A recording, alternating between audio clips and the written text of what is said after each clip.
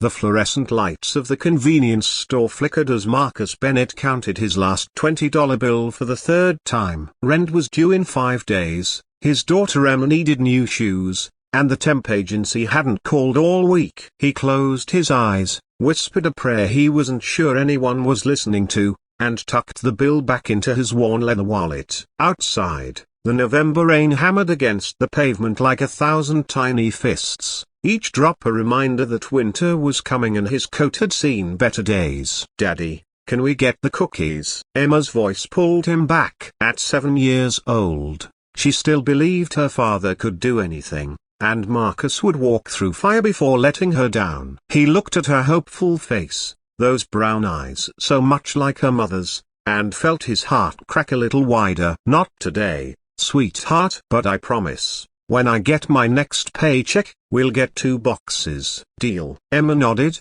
her smile never faltering. That was his girl, always understanding, always brave. They'd been a team since Sarah died 3 years ago, just the two of them against the world. Some days the world was winning, but Marcus refused to surrender. They were heading toward the door when he heard it. A sharp cry, muffled but unmistakable. Terror wrapped in a human voice. Marcus stopped, his hand on Emma's shoulder, every instinct suddenly alert. Through the rain-streaked window, he saw them under the broken streetlight. 2 men circling a woman like wolves. One grabbed her purse, the other grabbed her arm. "Daddy?" Emma's voice was small now, uncertain. Marcus's jaw tightened. He could walk away. He should walk away. He had a daughter depending on him, bills piling up, no health insurance, and absolutely no business playing hero. The smart move was to call the police and keep moving. But then the woman screamed again,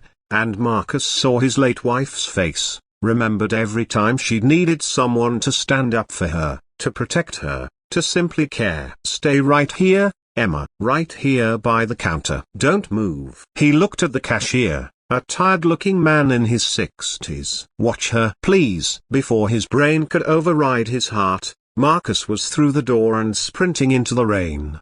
The cold hit him like a slap, but he barely noticed. His boots splashed through puddles as he closed the distance. 20 feet. 10. The men were focused on the woman, on her purse, on her fear. They didn't see him coming. "Hey!" Marcus's voice cut through the rain. "Let her go." The first man, tall and wearing a dark hoodie, turned with a sneer. "Mind your business, old man." Marcus was 34. "That is my business." "Let her go." The woman was maybe 50, her grey coat soaked through, mascara running down her cheeks. Her eyes met Marcus's, pleading and terrified. The second man, shorter but stocky, stepped forward. "You got a death wish?" "I've got a daughter watching from that window." Marcus pointed back toward the store where Emma's face was pressed against the glass. "And I won't let her grow up thinking good men do nothing." Everything happened fast. The tall one swung first, a wild haymaker that Marcus ducked more by instinct than skill. He'd been in exactly one fight in his life, in high school, and he'd lost. But desperation makes you dangerous. He drove his shoulder into the man's midsection, heard the air whoosh out of him. They went down together onto the wet pavement, fists flying, neither with much technique, both with plenty of rage. The second man grabbed Marcus from behind, an arm around his throat. Marcus's vision spotted. He drove his elbow backward, connected with something soft. A grunt. The pressure eased. He spun, saw the woman running now, thank God, running toward the store. That was all that mattered. Then the tall one hit him in the ribs. Pain exploded through Marcus's side, bright and sharp and absolute. He staggered, went down on one knee. Another blow caught his cheekbone. He tasted copper, blood. The rain washed it away almost immediately. Through the ringing in his ears, Marcus heard sirens. Beautiful, blessed sirens. The 2 men heard them too. They ran, disappearing into the shadows between buildings like the cowards they were. Marcus stayed on his knees, one hand pressed to his ribs, breathing in short gasps that made everything hurt. "Daddy." Emma was the suddenly, small hands on his face, her voice high with panic. "Daddy, you're bleeding." "I'm okay, baby. I'm okay." He wasn't. but he would be. He had to be. The woman appeared beside them, the cashier helping her. "You saved me, oh God. You saved me. I'm calling an ambulance." Number. Marcus stood, swaying. "No ambulance. Can't afford it." The words tasted like shame, but they were true. "But you're hot, I'll be fine." He managed something like a smile. "Just glad you're safe, Mom." The police arrived, took statements, called Marcus a hero. He didn't feel like one. Heroes didn't have to choose between medical care and rent. Heroes had more than $20 to their name. But Emma hugged him tight while they waited,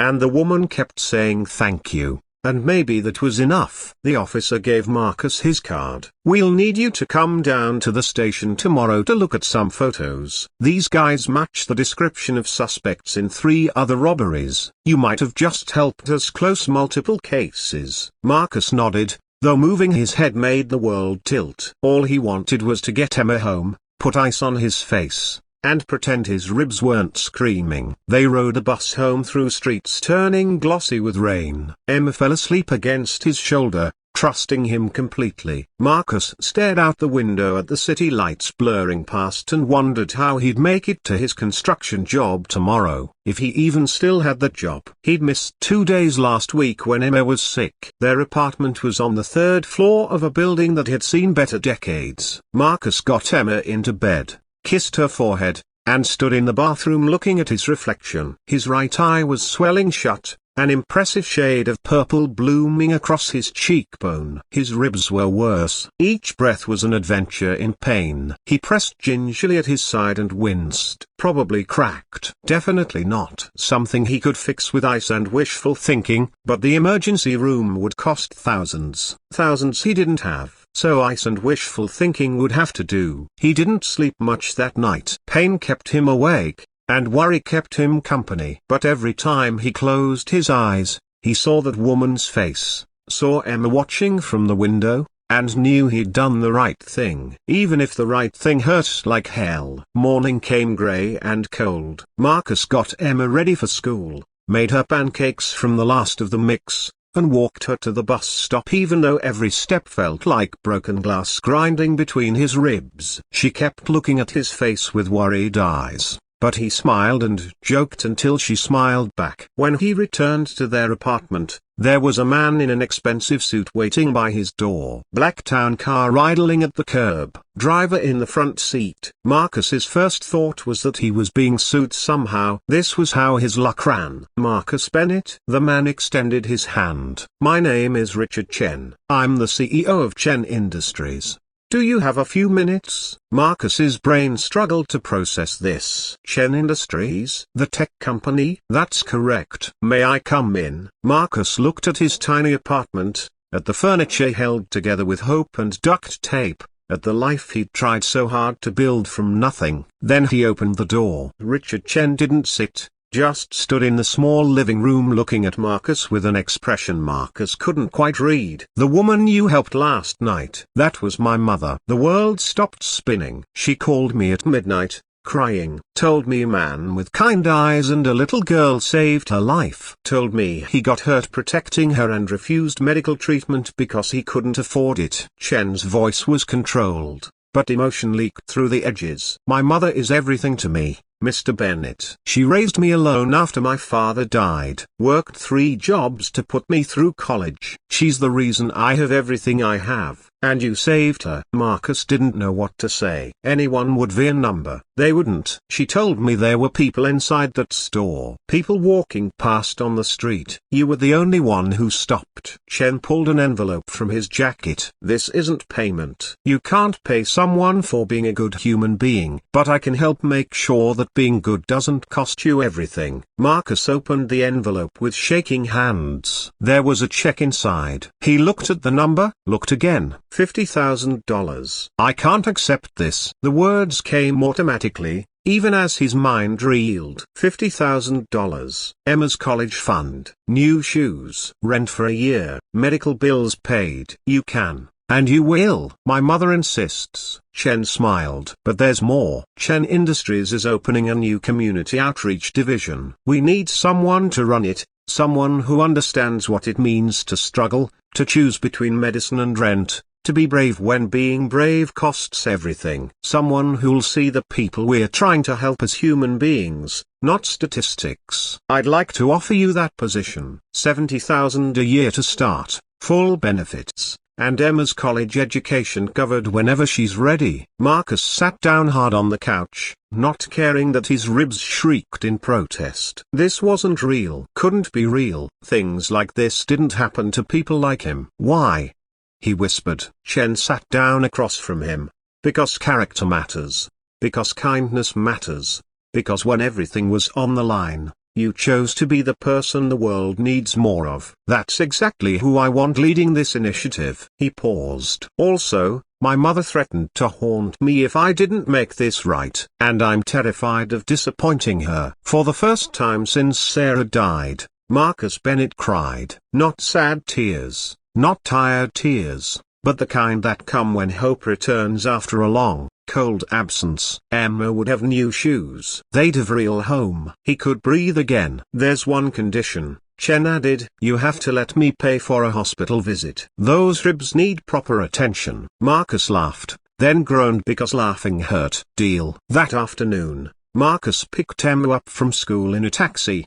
His ribs wrapped, his eyes still purple but his heart finally light. When he told her about the job, about the money, about everything changing, she hugged him carefully around his injuries. I knew you were a hero, Daddy. I'm not a hero, sweetheart. I just tried to help. That's what heroes do. She said it with such certainty, such absolute faith, that Marcus almost believed her. Maybe she was right. Maybe heroism wasn't about superpowers or fearlessness. Maybe it was just about showing up, choosing kindness when you had every reason to walk away, and trusting that somewhere, somehow, goodness would return to you. That night, Marcus called Richard Chen's mother. He wanted to make sure she was okay, that she felt safe. She cried and called him her guardian angel. He told her about Emma, about Sarah, about how close they'd been to giving up. She told him to never give up, that the world needed people like him. Before he hung up, she said something that stayed with him. You gave me my life back. Now take yours back too. Marcus stood at his apartment window, watching the city lights bloom against the darkness. Tomorrow would bring new challenges. But tomorrow he'd face them with hope instead of fear,